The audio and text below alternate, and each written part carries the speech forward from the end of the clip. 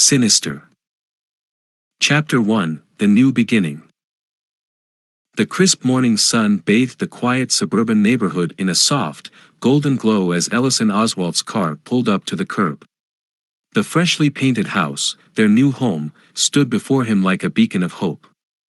It was an elegant two-story structure with a neatly manicured front lawn, adorned with colorful flowers that danced in the gentle breeze. Inside the car, Ellison could feel the mix of excitement and trepidation coursing through his veins. He gazed at his wife, Tracy, who sat beside him, her hazel eyes reflecting the same mix of emotions. Their two children, Ashley and Trevor, were strapped into their seats in the back, each lost in their own world of thoughts as they approached this new chapter of their lives. Ellison was a man with a turbulent past. Once hailed as a prolific true crime writer, he had churned out bestsellers that delved into the darkest corners of human depravity. But fame and success had a way of slipping through his fingers like sand, leaving him yearning for the glory days. The world had moved on, and Ellison was left grappling with his own obscurity. The new house represented a fresh start, a chance for him to rejuvenate his career and, in his heart of hearts, to reclaim the spotlight. His latest project, a book that he believed held the key to his redemption, was the driving force behind their move. As the family stepped out of the car, they were met with the sweet scent of spring flowers that enveloped the air. Ellison took a deep breath, trying to absorb the sense of optimism and change that hung thick around the new house. The children were excited, eager to explore their new rooms and make new friends in this idyllic neighborhood. Little did they know that the seemingly serene facade of their new life concealed a sinister secret. The house had a history, a dark and twisted past that had been carefully concealed by time and negligence. And as the Oswalds settled into their new beginning, they couldn't fathom the malevolent force that lay dormant within the walls of their seemingly ordinary suburban home. In the coming days, as Ellison delved deeper into his research, their lives would take a harrowing turn. The fresh start they had longed for would become a descent into darkness, an odyssey through nightmares that would test the very limits of their sanity and survival. The stage was set, and the drama was about to unfold, but the family remained blissfully unaware of the impending terror that would shatter their lives. Their new beginning was a delicate tapestry of hope, ambition, and the promise of a brighter future. But it was also a harbinger of something far more sinister, something that would challenge the very essence of their existence. Chapter 2, The Discovery. The days melted into weeks as the Oswald family began to settle into their new life in the tranquil suburban neighborhood. The house, once a stranger, now carried the echoes of their laughter, the warmth of their presence. For a brief moment, it felt like the fresh start they had all longed for was becoming a reality. One warm afternoon, with the sun gently streaming through the windows, Ellison decided to explore the attic. It was a place that held the secrets of the past, a treasure trove of memories and forgotten relics. The pull of curiosity was irresistible, and he climbed the narrow staircase with a sense of anticipation. As he stepped into the attic, the air was thick with the scent of old books and dusty nostalgia. The space was dimly lit, and cobwebs clung to the corners like forgotten memories. Cardboard boxes, their contents long neglected, were scattered haphazardly across the wooden floor. Intrigued by the possibilities of what lay hidden in these long-forgotten boxes, Ellison began to sift through them.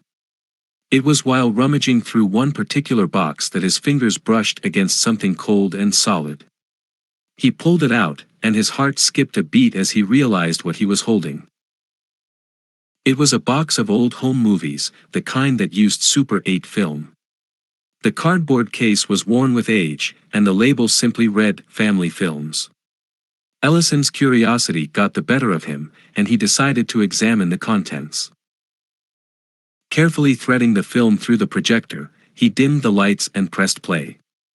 The flickering images danced on the screen, and at first, they appeared to be ordinary scenes of family gatherings, celebrations, and children playing. But as the reel continued, the innocence of the scenes gave way to something far more sinister. Each film told a chilling story, and Ellison watched in growing horror as they depicted gruesome murders. The families in these movies were captured in moments of sheer terror, their lives snuffed out in the most horrifying ways. Each film was more disturbing than the last, and Ellison couldn't tear his eyes away. As the final frame flickered to black, a shiver ran down his spine. He realized that the families in these films had all lived in the same house they now called home. It was a horrifying revelation, and Ellison knew he had stumbled upon something that would consume his thoughts and fuel his obsession. In that dimly lit attic, surrounded by the ghosts of the past, Ellison Oswalt had unwittingly opened a Pandora's box of horror.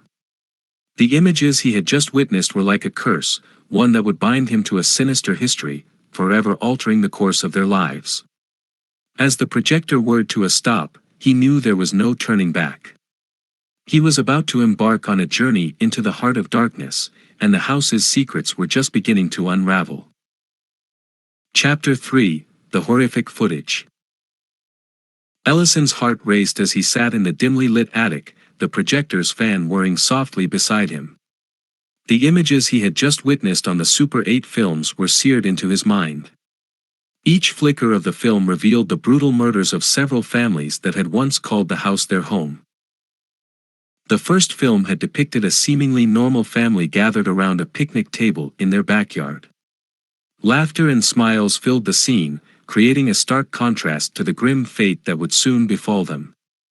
As the reel continued, the family's joy was shattered by a sudden, unexpected horror. Hooded figures emerged from the shadows, their faces obscured, and they descended upon the unsuspecting victims in a frenzy of violence. The film ended with a haunting image of the word "hanging" scrawled across the screen. The subsequent films only intensified the horror. The murders were meticulously documented, each one more disturbing and gruesome than the last. There was the barbecue film, in which the family was tied to stakes and set ablaze while the hooded figures watched impassively. Another film, labeled Pool Party, depicted a drowning in a pool filled with black, murky water, surrounded by masked observers. With each viewing, Ellison's heart sank deeper into the abyss of dread. The films were evidence of unspeakable atrocities committed within the very walls of his new home. And they all bore a common thread: every family had met a grisly end, and their children had vanished without a trace. Ellison's fascination with these horrors was driven by a mixture of morbid curiosity and the sense that he had unearthed something monumental. He knew these films could be the key to resurrecting his career, but they also held a dark allure that he couldn't resist. In the following days, he immersed himself in research. He scoured newspapers and police records for any mention of the crimes depicted in the films, but to no avail. It was as if these atrocities had occurred in an alternate reality, erased from public memory. The history of the house itself remained a mystery, one that Ellison was determined to uncover. He began to dig into records and archives, hoping to find clues that would connect the dots between the families and the gruesome murders.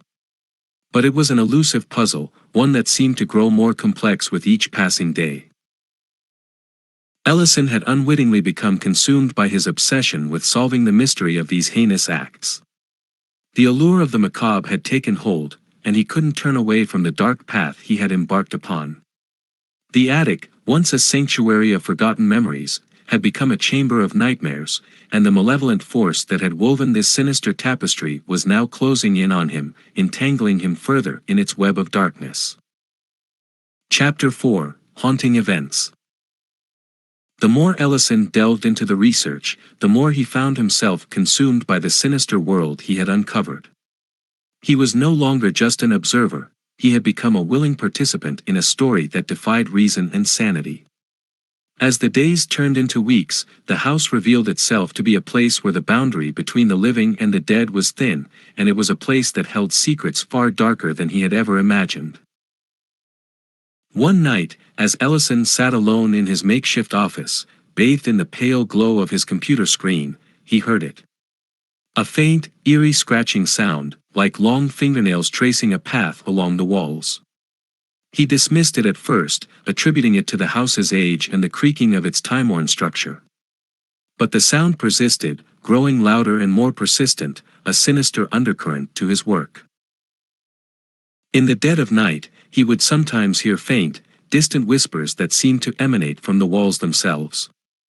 Words he couldn't quite make out, but the tone was unmistakably sinister, as though a malevolent presence lurked just out of sight, taunting him. Then there were the apparitions, ghostly figures that would materialize in the corners of his vision. At first, he thought it was simply his imagination, the product of sleepless nights and a mind haunted by the disturbing images from the films. But the figures persisted, their spectral forms growing more defined with each passing day.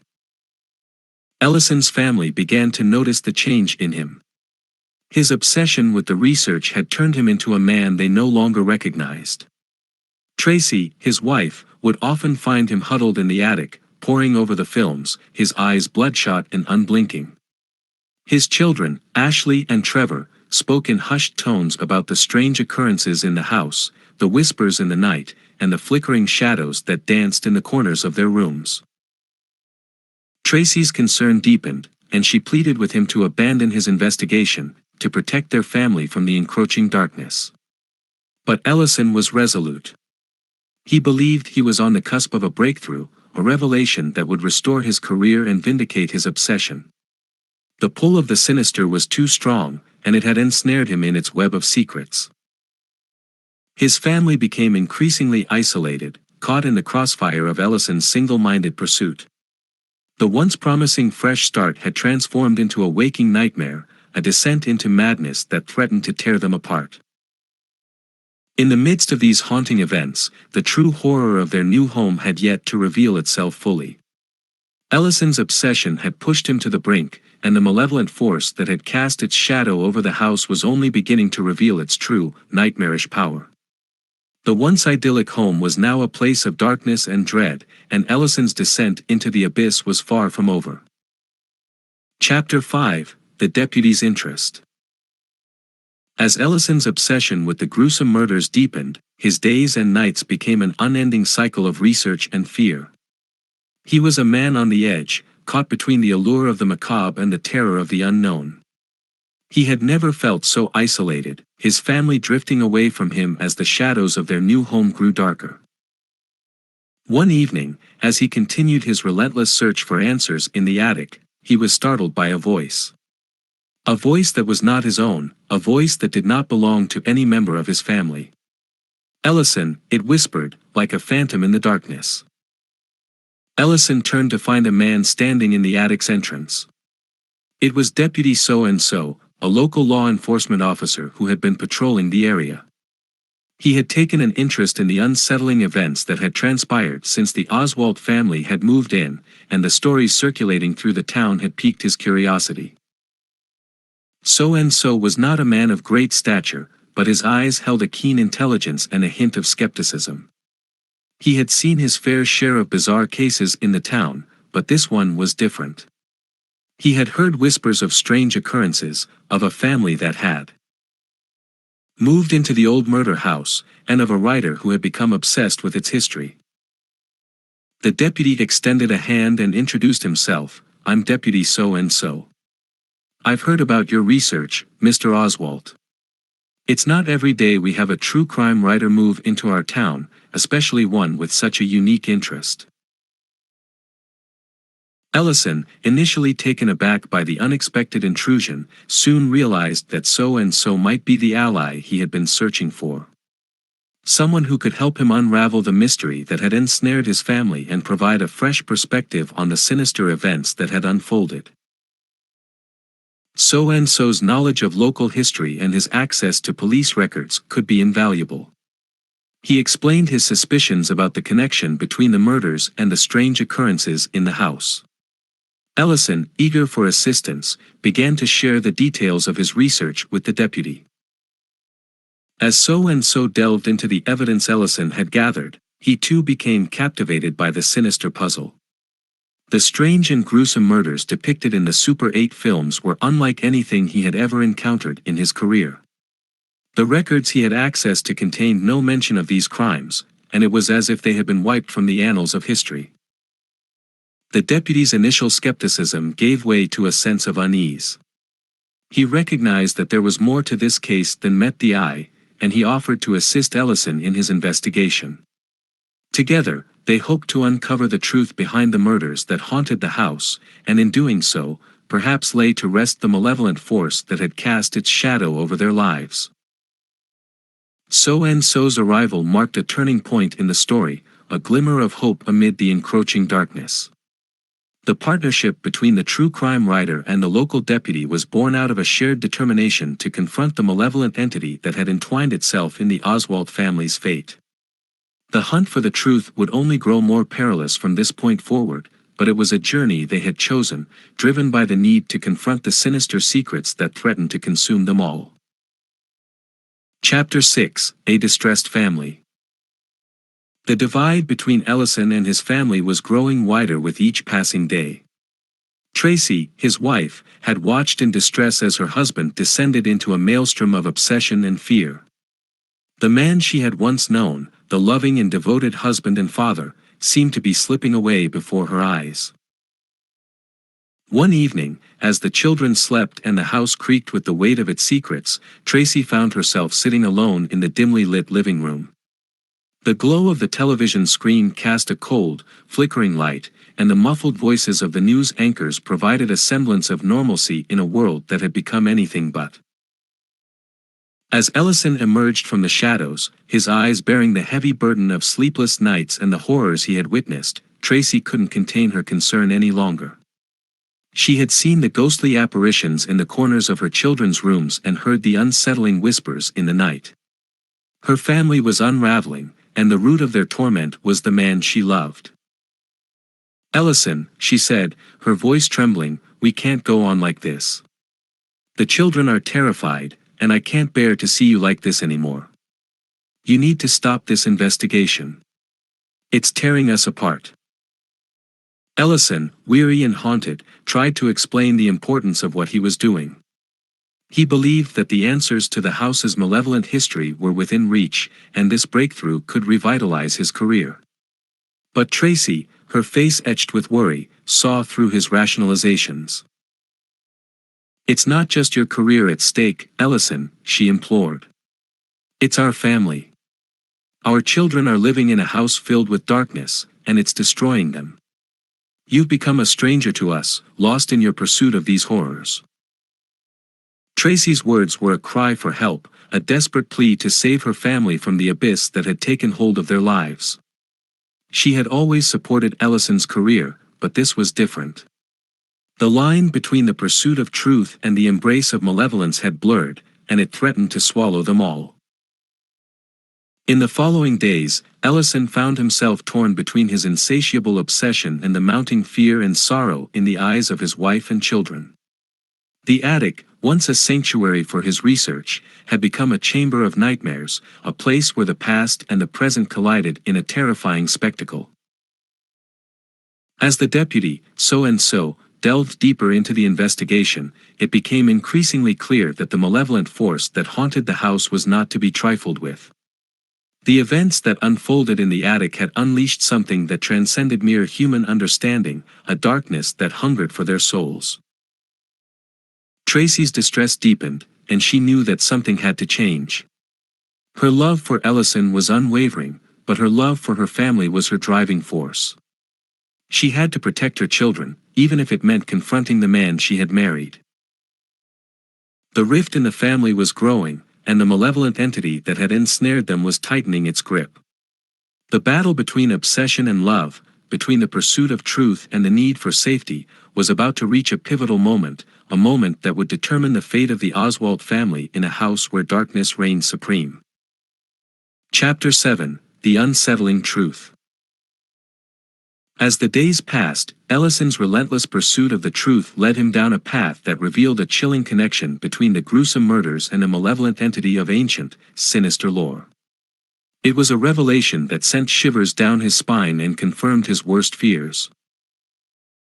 The attic had become his sanctum, a place where he pored over old documents, researched folklore, and sought the knowledge that might unlock the enigma of the house.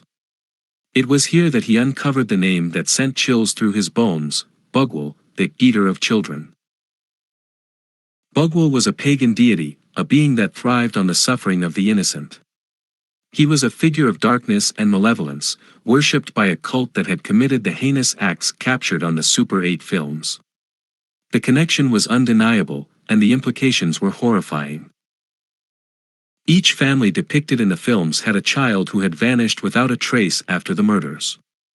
These children were not victims, they were sacrifices, their souls offered to Bugwell in a twisted, malevolent ritual. The images of their deaths were not meant to shock or terrify but to serve as a testament to the deity's insatiable hunger for innocent souls. As the pieces of the puzzle fell into place, the magnitude of the horror became clear. The house had been a sanctuary for the cult of Bugwell, a place where the darkest of rituals had been carried out. The families who had lived there were nothing more than pawns in a sinister game, unwittingly offering their children to a malevolent entity that fed on their anguish. Ellison knew that he had unearthed a truth that went beyond the realm of human comprehension. Bugwell was no mere legend, he was a malevolent force that had transcended the boundaries of time and space. The house had become a nexus of darkness, a place where the boundaries between the living and the dead, the past and the present, were blurred. The horrifying revelation left Ellison in a state of dread, his mind reeling from the implications of what he had discovered. He realized that the malevolent entity responsible for the gruesome murders had not been vanquished but had merely lain dormant, biding its time, waiting for an opportunity to strike again. As he descended from the attic, the weight of the unsettling truth bore down on him. He knew that he had to share this information with So-and-so, the deputy who had become his ally in the investigation. But he also understood that the malevolent force that had cast its shadow over their lives was aware of his discovery, and the battle against it was far from over. The revelation of Bugwell, the eater of children, was a turning point in the story, a revelation that would propel the Oswald family and Deputy So-and-so into a confrontation with a malevolent entity that had spanned centuries. The sinister secrets of the house were unraveling, and the true horror of their situation was only beginning to emerge. Chapter 8: Darkness Closes In. With the revelation of Bugwell and the horrifying truth behind the murders, Ellison's obsession took a perilous turn. The malevolent entity, aware of his relentless pursuit of the sinister history of the house, began to manifest itself in more insidious and terrifying ways. The supernatural occurrences that had once been subtle grew more pronounced, as if the malevolent force were tightening its grip on the Oswald family. The walls of the house seemed to breathe with a life of their own, exhaling whispers and inhaling secrets. The air grew heavy with the presence of something ancient and malevolent, an entity that hungered for the souls of the innocent. Ellison's research had opened a door to a realm beyond his understanding, and the malevolent force was keenly aware of his intrusion. It manifested as shadowy figures that lurked in the corners of his vision, fleeting glimpses of hooded silhouettes that disappeared when he tried to confront them. The attic, once a sanctuary of knowledge, had become a place of dread. It was here that he watched the Super 8 films in an attempt to unravel the mysteries of Bugwell. But each viewing felt like a descent into madness, as the films themselves seemed to taunt him, the horrific images seared into his mind. Ellison's nights were filled with nightmares that blurred the line between reality and the supernatural. He would wake in a cold sweat, convinced that he had seen the ghostly figures of the murdered children standing at the foot of his bed, their empty eyes pleading for release from their torment. As the malevolent entity closed in on him, Ellison began to lose his grip on reality. He became paranoid, seeing signs and symbols of Bugwell in everyday objects. The walls of the house seemed to pulse with a malevolent energy, and he could hear the whispers growing louder, their words a sinister chant that echoed in his mind. Tracy, his wife, was deeply concerned for her husband's deteriorating mental state. She saw the terror in his eyes and the toll it was taking on their family. Her pleas for him to abandon the investigation fell on deaf ears, as Ellison's obsession with uncovering the truth had become an all-consuming madness. The presence of Deputy So-and-so, who had become their ally in the investigation, provided some semblance of support. But even he could not deny the escalation of supernatural occurrences in the house. He, too, had witnessed the unexplainable, and the malevolent force had made its presence known to him as well. Darkness was closing in on the Oswald family, and the malevolent force that had laid dormant for centuries was now awake and hungry. The battle against this ancient evil was no longer a quest for knowledge but a fight for their very souls. As the malevolent force pushed Ellison to the brink of terror, it was clear that their time was running out.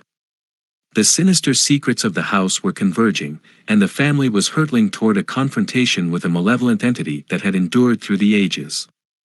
The Oswald family and Deputy So-and-so were about to confront a terror beyond their worst nightmares, and the malevolent force showed no sign of relenting.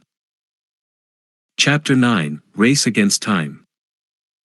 The realization had come to Ellison like a bolt of lightning in the darkest of nights. The malevolent entity that had claimed the lives of countless families before them was now closing in on his own. It was no longer a shadowy figure in the periphery of his vision. It was a presence that loomed over their lives, a palpable evil that sought to consume them.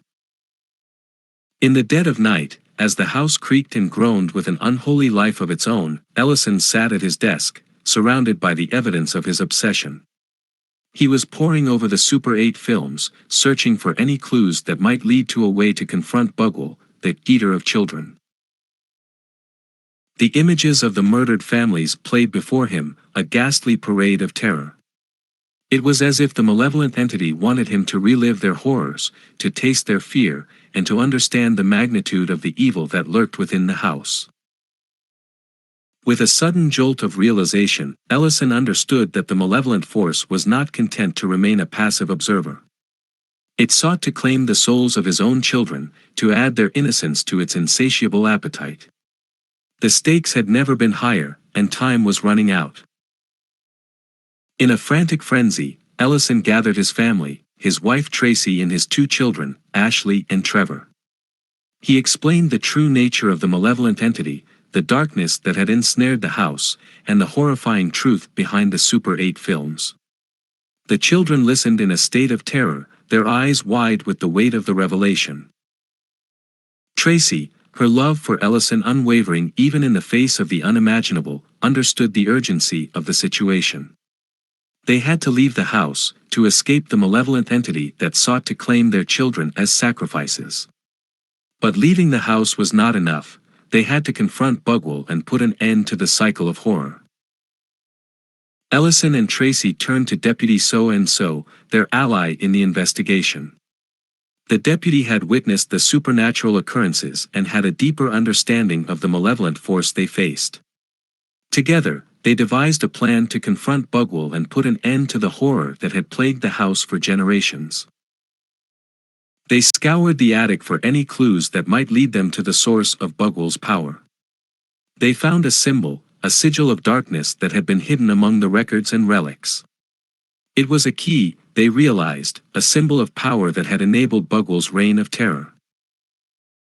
With the sigil in hand, they descended into the basement, the heart of the malevolent force's power.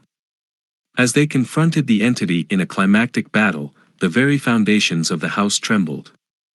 The malevolent force fought back with a ferocity that defied reason, but the Oswald family and Deputy So-and-so were determined to end the nightmare once and for all. In a final, cataclysmic confrontation, they destroyed the sigil, severing Bugwell's connection to the house. The malevolent entity wailed in agony, its power dissipating into the ether. The darkness that had claimed countless souls was banished, and the house fell silent. The Oswald family and Deputy So-and-so had won a hard-fought victory, but the scars of their ordeal would never fully heal. The malevolent entity, Bugwell, had been defeated, but its malevolence would linger as a chilling memory. As they stepped out of the house, into the fresh air and the light of day, the Oswald family knew that they had confronted a terror beyond their imagination and survived. The nightmare was over, but the memories would haunt them forever. Their race against time had been a battle for survival, a fight to protect their family from a malevolent force that had transcended the boundaries of life and death. The sinister secrets of the house had been laid bare, and the Oswald family had emerged from the darkness into the light, forever changed by the horrors they had endured. Chapter 10: Confrontation. The air in the basement grew thick with tension as Ellison, his family, and Deputy So-and-so stood before the source of the malevolent force that had haunted their lives. The room felt like a chamber of dread, as though the very walls were alive with the malevolence that had plagued the house for years. In the center of the room, a dim, flickering light cast eerie shadows across the walls. At its epicenter, there stood a sinister figure, a manifestation of darkness and evil. It was Bugwell, the eater of children, the pagan deity that had claimed the souls of countless innocent victims. Ellison, his heart pounding in his chest, felt a surge of fear and determination.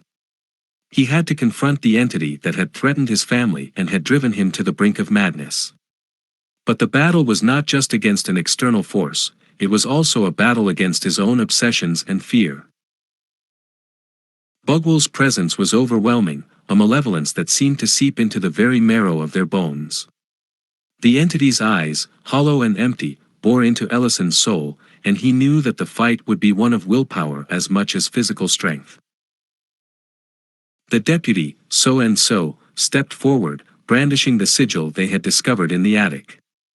The symbol of power had been the source of Bugwell's strength, and they had to destroy it to sever the entity's connection to the house.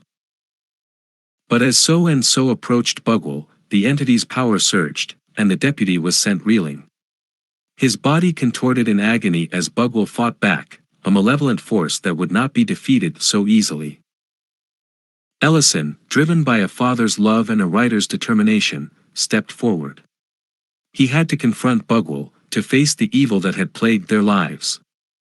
The malevolent entity had fed on the suffering of countless innocent souls, but it would not claim his family. With every ounce of his strength, Ellison lunged at Bugwell, grappling with the entity in a desperate battle.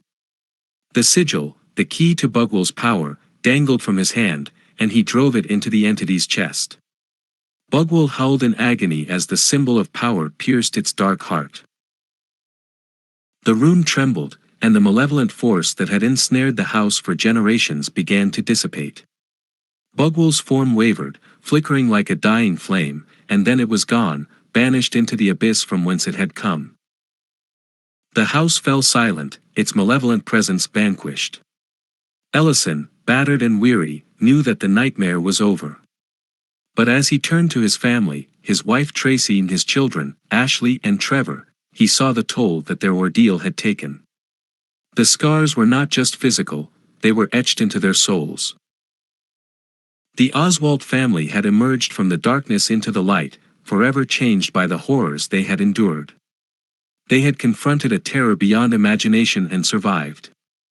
The sinister secrets of the house had been laid bare, and they had won a hard-fought victory. As they stepped out of the basement and into the fresh air and the light of day, Ellison knew that the battle against darkness had taken its toll, but they had emerged stronger for it. The malevolent entity, Bugwell, had been defeated, and the sinister force that had haunted the house for generations had been banished. Their confrontation had been a battle for survival, a fight to protect their family from a malevolent force that had transcended the boundaries of life and death. The sinister secrets of the house had been unraveled, and the Oswald family had emerged from the darkness into the light, forever changed by the horrors they had endured. Hello, fellow fiction fans. I'm thrilled you're enjoying Muted Gamer Fiction. Your support means the world to me. If you're loving our stories, please like, comment, and subscribe. Your engagement fuels our storytelling. I'd love to hear from you. Share fanfic ideas or just say hi in the comments. Let's build this community together. Thanks for being part of Muted Gamer Fiction.